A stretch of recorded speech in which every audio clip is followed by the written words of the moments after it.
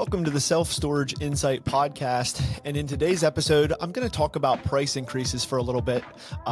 Price increases are something that as storage owners, we're all very familiar with in terms of how we increase the rates on our tenants, how we have different strategies to implement rate increases, based on the research and the development that we've done to make sure a price increase makes sense for our business. We're not going to push too many tenants out at once, so we strategically raise our rates based on, how many units do we have. We're going to raise a portion of the units by a certain percentage. We're going to see how much churn that generates to know if a price increase makes sense. But that's not the type of rate increases I'm going to talk about today.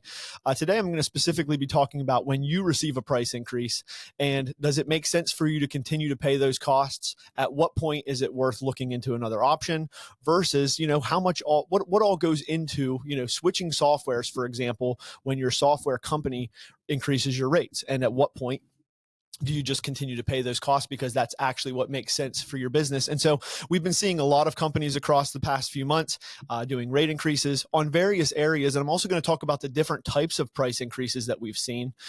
Specifically, the three that I've been seeing the most of have been, the software fees, which is a pretty straightforward one. We won't spend a lot of time on software fee increases. They're very straightforward. The other ones that we've seen are, companies implementing additional fees for ACH returns and retrievals. So we'll talk about that a little bit and what that actually is and what, understanding ACH retrievals a little bit, because there's not a whole lot of information that goes around in the industry about payments and how that works. And the other one is going to be about payment processing increases and whenever the company that you're using to process payments actually does a rate increase and how that actually works, and also some other options that may be out there that might suit your business better. And so we'll kind of just start off with the software fee increases. Again, very straightforward. The software industry, which, I'm the CEO of CC Storage, and so we have a property management software. So understand the game really well in terms of when you're working with a software company. As that software company builds out features and integrations, those things bear cost. And as inflation happens, if you look over the US in the past 3 years, we saw a 6.5% inflation rate down to, 3.5, down to 2.5 this year over the past 3 years. But inflation is going to continue to rise. And so costs are going to go up. The software company is going to absorb costs as long as they possibly can. But at the end of the day, the investors need their returns, and rate increases are going to happen, right? As the integrations that we build and as the features that we build that incur some cost to the business, as those companies raise our rates, those rates get passed through to the consumer, which in most cases, the software consumer in our case is the business owner for the self-storage facility. And then the self-storage facility receives that rate increase. And in most cases, they say, okay, now I need to figure out, does it make sense for me to eat this cost? Should I switch softwares? Should I pass this cost on to my tenant? Because at the end of the day, you have a bottom line as well that you have to make sure it makes sense for your business. So as you receive these software fee increases, the companies that are increasing your rates are looking at you the exact same way that you look at your tenants, right? I can increase my rates on my tenants by 8%, 10%, somewhere in that range. And it's going to drive a 5 to 7% churn rate for my business. As I look at a storage facility in general, I raise my 10 by 20s by 10%. I'm going to drive an 8% churn. If I do that, that number makes sense for me to go ahead and do the rate increase. Now, I also want to consider the market, obviously. What other options are out there, right? What are my competitors doing? Am I going to be able to get move-ins to refill the units when I push my tenants out? So there's a little bit more that factors into it. But across the board, if my churn rate is going to be lower than the increase I'm going to gain from the price increase, then it makes sense for me to do the price increase, right? And the other things behind the scenes there that you wouldn't see are, in some cases, it's not always just companies have increased their rates, so they're passing that on. In some cases, there's investment pressure and they have a board to, they have to report to the board their earnings for the quarter and they need to make sure they're hitting those. And when they start falling behind, the easiest thing for the company to do is say, let's do a price increase, and that generates more revenue. We know that works, so a lot of times that also pushes the pen across on what you're going to do in terms of a rate increase. The other thing that they're going to look at is say, how sticky is my product? Is it hard to switch to another provider? Are other providers doing the same thing? What all other costs are going to be inquired by a business that's going to try to switch and move away from my software? Right. And so we see things like, gate integrations, tenant protection plans, and all of these, card payments. You already have a bunch of customers on auto pay. And so when a company looks at a software transition, they say, oh man, this is going to be a ton of work. It is. It's a lot of work. My gate is already integrated with this company. Another company may not support the gate integration. So now all of a sudden I have a couple $1,000s in gate costs that I have to replace my gate. I have all of my tenants that I have to move into a new system. I have to learn a new system. I have to train my managers on a new system. And then I have to collect the payments from my tenants. And, so there's a lot of things that go into these price increases. And so when you get one, and you look at it, you have to say, does this price increase warrant me paying this price to keep my business operating the way it does? Can I pass this price increase on to my tenant so it doesn't hurt my bottom line? So what are my competitors in the area doing in terms of rates? Am I where I need to be in terms of my market? And then, can I make this transition? And am I going to even save enough money if I do to make it make sense, right? And so all of these things play into this rate increase. And as you're looking at it in terms of, does it make sense, right? So at CC Storage, if I can talk about my business just a little bit, we tried to do things a little bit differently. And we actually don't generate revenue from our business owners. The business owners that use our software are not actually paying us any money. We actually generate our money, our revenue through the payment processing when their customers pay the business with their card or with ACH. So we make money through electronic transactions. Now, while that may seem, well, we're not really super involved in the self-storage industry, or we're a payments company, that's partially true. We are a payments company. We are payments experts that understand self-storage. But what it's also allowed us to do is to build a company that is completely aligned with our customer, right? So the business owner, you as owning a self-storage facility, would be a customer of CC Storage. And my goal with our software company has always been to build a company that completely aligns with our customer, right? So if CC Storage needs to generate more revenue, we don't have cards on files for our customers. We can't do rate increases. We don't even accept a payment method from our customers in most cases when they sign up for our software. The only way that we can generate more revenue for our business is by getting more of your customers, the tenant, to pay with a card or with ACH through their customer portal. And so all of the features that we build, everything that we've been doing has had a direct focus on how can we support self-storage facilities and help them collect more payments. When they collect more payments and their business is successful, that's when we're successful. And it kind of helps us more directly align with our consumer, the self-storage owner, who's using our software. And so we've tried to really design something that's a little bit different. The no cost option, is awesome. Everybody that uses our software loves it. However, in some cases, just saving on software fees alone is not going to warrant a switch. There's just not enough money there, right? So if you're only looking at the software fees and you're saying, is it warranting a switch? That's a calculation that you have to determine what's best for your business. Also realize too, with price increases, there's also additional data that the companies are trying to collect, right? Can I do a price increase? What's my churn rate? That determines how soon the next price increase is going to happen. They are trying to make money. Everybody in every industry, our business is to make money, right? At the end of the day, we're all trying to be profitable. Some of us are doing it in different ways, but everybody's trying to be profitable. And so when they do these things and they raise your rates, just realize that, if nobody leaves, you're going to get a rate increase faster. And so just to bring that into attention as you consider your possibilities, right?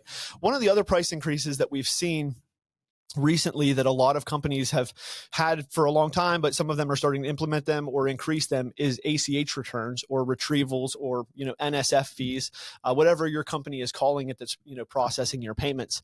And so what a lot of companies do, and just so you understand, there is a lot of risk that happens with an ACH transaction, right? For a processor to accept an ACH transaction when it runs. So let's just say my transaction runs today. You're going to run it through an ACH vendor. So I'm giving you my direct deposit, my bank information, my routing number, my account number, and you're pulling the funds from my bank. Well, when that transaction runs, the money's not there right away. They're going to run the ACH. They're going to check to see if it's there. But as the transaction moves through the clearinghouse, it does take a few days to travel from the actual processing company that's going to try to collect the funds and through the bank. There's a lot more complexity that's involved there. And so that's why you'll see it with companies that do next day funding or, 1 day hold and then funding within 48 hours on ACH. You'll collect a deposit for, $100, for example. And then 2 or 3 days later, the company will come back, your processing company will withdraw that $100 because the funds weren't there when they went to collect them from your tenant. right? And so that's called a retrieval or insufficient funds, NSF, whatever they're going to call it and label it on your statement, right? And so a lot of companies have a $20 or a $20 fee for this type of transaction. But what's actually happening in the back end is there is a lot of risk that happens within NACHA, which NACHA is the guidelines for processing ACH transactions, right? So if your business processes too many of these insufficient funds ACH transactions, that flags risk, which increases costs for the processing. But what it actually does is it increases risk to where they would actually shut your processing account down and you would no longer be able to accept ACH payments if you overdo or you have too many customers that overdraft their bank accounts or have insufficient funds when those funds are trying to be collected. So just for the guideline on it is, if you try to pull money from a tenant 3 times through their ACH account in the given month, and 3 times that tenant returns as insufficient funds, if you would do that to 3 tenants over the course of a month, your account could be shut down according to NACHA guidelines. So there is a lot of risk there. If that happens, then you can no longer process with that company. And in most cases, most software companies are only integrated with 1, maybe 2 payment processors. And so then all of a sudden there's a scramble of, okay, if your processing account gets shut down, we have to migrate your credit card holder information to another processor. And it's a 30 to 45 day process because we're pulling records from the gateway, encrypting those files. So there's a lot of things that would have to go on in the background for you to quickly switch to another processor if your account gets shut down. Well, what everybody's kind of realized is, well, if we just make this expensive, people will avoid doing it, right? So what they do is they pass you a $20 fee when your tenant who doesn't have any money comes up as insufficient funds on their ACH transaction. And what that has created is the business now cares a lot more because they're getting hit with $20 or $25 fees when this happens. So then they shut off the tenant's ACH quickly. They go in, they contact the tenant, they pass that fee on to the tenant in most cases. And so they expect that, oh, we'll give you a $20 fee. And then their instructions to you are going to be, well, you should have a $30 fee that you pass to your tenant. Well, what ends up happening is that you as a business owner, you're stuck paying the $20 fee, hoping that you can collect a $30 fee from somebody who doesn't have any money in their checking account. And so across the industry, we've just penalized companies for having tenants that don't have any money, right? So this $20 fee, though, is avoidable. So for example, what we've done with CC Storage and with our payment processing background is that we actually don't pass a retrieval fee on to our business owners. All we do is we simply say, when your tenant declines for an ACH retrieval, we're going to automatically, through the system, kick that tenant off of ACH. We're going to remove the option in their tenant portal to add ACH. And you can turn it back on and try 1 more time or 2 more times, but we do mitigate that risk and we do not let our companies process too many insufficient funds. What that has allowed us to do is say, we're not going to penalize a business $20 because they have a bad customer that doesn't have any money. That's not your fault. As the business owner, why are you accepting that fee? Well, you feel like you have to. So what we've done is we've just changed our model and we don't have any NSF fees. We don't have insufficient funds for ACH. So we have no retrieval fees. We absorb the cost of what we've negotiated with our processor on those, and so a lot of it also goes back into saying, the company that you're possibly working with that's accepting your payments or doing your payment processing, they don't understand payments. They understand storage. That's fine. That's great. Storage is a relatively complex industry and you should have a company that you're working with that understands it. However, we feel like we understand storage and payments, but we have a very good background in payments. We've been in the payment space for a long time. So we've been able to go in and negotiate with our processors to say, hey, we know what fees we can get down and which ones we can't get down. And we can present to them what we do to mitigate risk and they'll lower those costs. And so then we don't have to pass a cost to you because we've negotiated that. So there are some things that can be done differently about some of these fees. Just most companies don't understand this because they don't understand payments, right? And so with the ACH retrieval fee, if your company's passing that to you, that's because they're getting hit with it because they don't understand all of the risk that plays into the ACH guidelines, into the NACHA guidelines. And so working with a company that understands that could possibly lower your costs for ACH transactions. The one other type of price increase that we've been seeing is with the card processing. And so whatever software you're using, a bunch of them have increased their processing costs recently. And that can happen for a couple of reasons. Again, the processing companies can inflate their rates, which that passes down to the provider that's providing you with the ability to process cards. And so that's very common. The actual interchange rates could change. So that's the fees that are set by Visa and MasterCard. And so if they increase their rates, then that passes all the way down through to your business as well. And so they seem unavoidable. Depending on the software that you're using, you probably can't do much about them. However, there are other programs that work in terms of eliminating these costs. And so I want to talk about differential pricing for a little bit. There's a ton of misinformation out there about differential pricing. A bunch of people have talked about it that don't understand exactly how it works. Or I've even heard from other consumers or businesses that we've worked with where they wanted to offer a differential pricing or a surcharge, and I'll go into the difference between those two things here in a minute. And they asked, their software company or their provider about how they can go about, doing that. And they got completely bad information on a way that they could do that in a compliant manner. So there are a lot of regulations around the payment space. Very regulated industry, a very complex industry. But when you talk about differential pricing, there's a couple other things that you'll typically hear that people think are the same thing. And that the one would be cash discounting. The other would be surcharging.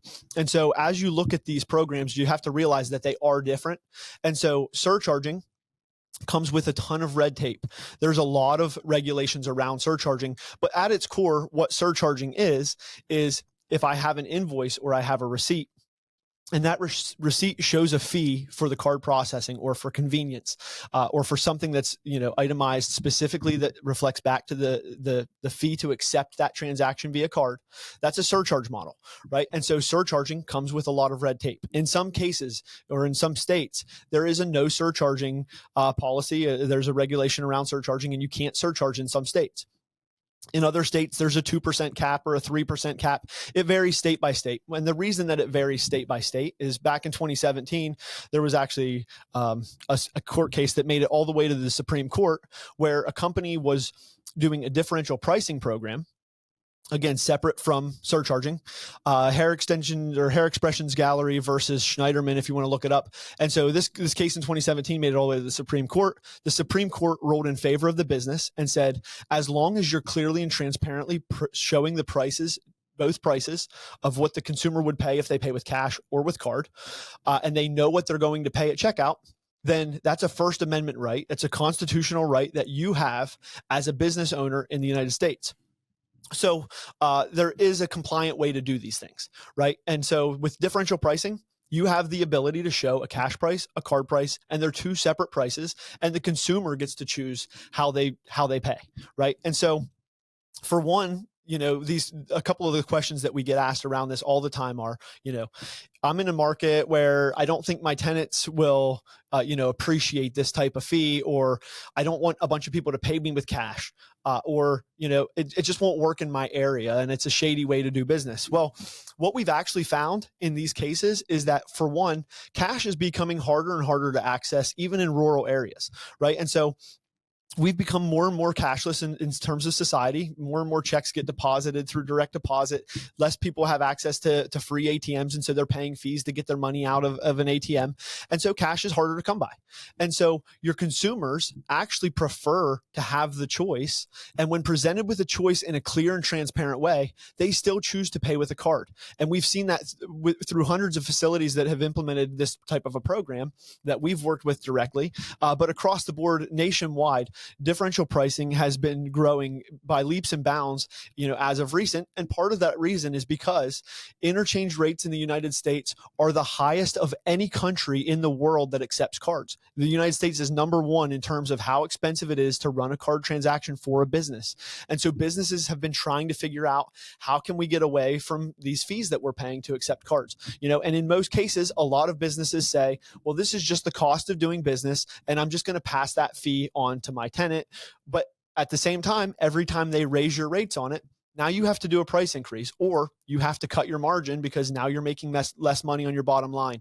And so understanding that there is options and there are ways to do this, but making sure when you do it, that you do it in a compliant way and that you work with somebody that actually understands these programs and understands the payment space enough to be able to give you the direction that you need to implement something like this, right? So in order to offer a compliant dual pricing program, your software or your website or wherever you're listing prices in store, all of your marketing has to be very aligned with showing two prices from the very first time that the consumer would see your website or see your pricing, and immediately be presented with cash and card options and be able to select which option works for them. And in some cases, companies don't accept cash. Also not an issue. You can show ACH and card pricing, and those can be two different prices. And so you can still get rid of the fees for the card processing by running a program like this.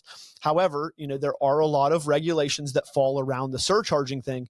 So if somebody recommends that you put a fee on your receipt or on an invoice or on a lease to pass this expense onto your tenant or onto your customer, make sure you are compliant in your state, because there is a lot of regulations around showing a fee on a receipt and just passing the fee for this card processing on. It can be, the fines can be levied against your business. If the card brands find out about it, they do fine businesses for non-compliantly trying to eliminate their processing fees by showing the fee and passing that fee on to the consumer. So there's specific ways that these programs need to be implemented. And that's what we focus on at CC Storage. And me and my business partner, we've been in the payment space for a long time. So we understand how these things need to be set up. But all of the regulations end up falling around transparency. So you want to make sure that you're transparent with your consumers, and your consumers are not going to have an issue when they're presented with two different prices, because they get to choose. So with a differential pricing campaign, the other thing that's super important is convenience, right? If you're going to implement, a different price for cash and card, then the consumer, the end user, the tenant in this case, needs to have a very convenient way to make that payment, so that way they choose it. Right. And so having a great customer experience online, or a customer portal, or very easy access into the customer portal to make their card payment, is going to make them more likely to still pay with a card, even when they're presented with two options and one is more expensive than the other. And the reason that that's also really important is because you really don't want to push your customers to pay with cash and check, right? You give them the option, and then you try to make it as convenient as possible for them to pay with card. And so having convenience is a big part of having a differential pricing program that works. So we want to have the consumers prefer the choice, but they need the convenience, and then also the compliance. And so making sure that the program that you're implementing is compliant in your state, in your area, and the way that you're presenting that to your customer is very transparent, and there's no surprises when they get to checkout and all of a sudden there's an additional fee, or they get their invoice in the mail and all of a sudden it changed and they didn't know about it. Working with a company that can align with your business's goals and also provide a compliant program and a compliant path to eliminate those costs. Again, this industry, or this type of program, is not something that's new. It's been happening since the 70s, and it's been growing ever since. And so this is not something that's new to businesses. This is not something that's new to self-storage. A lot of facilities are trying to figure out how to implement this. So with CC Storage, we just built a software that was completely focused on this as our goal. And we offer differential pricing programs that are compliant in all 50 states. And so if this is something that you're looking to do, we'd love to talk to you and help you make sure your business is compliant as you work it out. Even if you're using some other software, I'd still be happy to have a conversation with you and talk you through some of the compliance that your state or the regulations that your state may have in place. But yeah, as you do things like this, make sure you're working with somebody that understands it, as well as making sure that you're, following state guidelines for your area. But yeah, that's just a couple of my thoughts on it. Is, in most cases, when you get a software fee increase, if we go back to these, and you're comparing software fee to software fee, and you got a 10% increase, or whatever that fee increase was from the business that you're buying your software from now, and you compare that with other softwares that are similar in price, those companies are also going to increase their rates at some point, right? Rate increases are common across the industry, across software in general. Costs continue to go up because of inflation, and so it's understandable. However, if you're able to save your software fees and your card processing fees, it makes the transition a little bit more worth it, because now you're actually seeing significant savings versus just saving a couple bucks that you're probably going to lose whenever the company that you choose to go with decides to increase their rates. So just some other things to think about as you're, reviewing where your business is right now. Where do you want to get to? What are your expenses looking like for the upcoming year? How can you cut costs? If you're looking to cut costs, there are other options out there. And so, yeah, if you have any questions, you can reach me, ben@ccstorage.com. We've been doing this podcast for a little bit over a year now, and typically I have somebody else on here with me to talk to and interview other, experts and people in the industry. So this was a little bit of a different one for me, but yeah, we've really enjoyed everybody's support and keeping the podcast going. So my business, CC Storage, always sponsors the podcast. We don't have a bunch of other sponsors or ads in the podcast. Just trying to create educational content and put it out to the industry and help in whatever way we can. Appreciate all of your support. I hope you continue to enjoy the podcast. And if you have any other ideas or suggestions or things that you'd like to talk about on the podcast, feel free to reach out to me.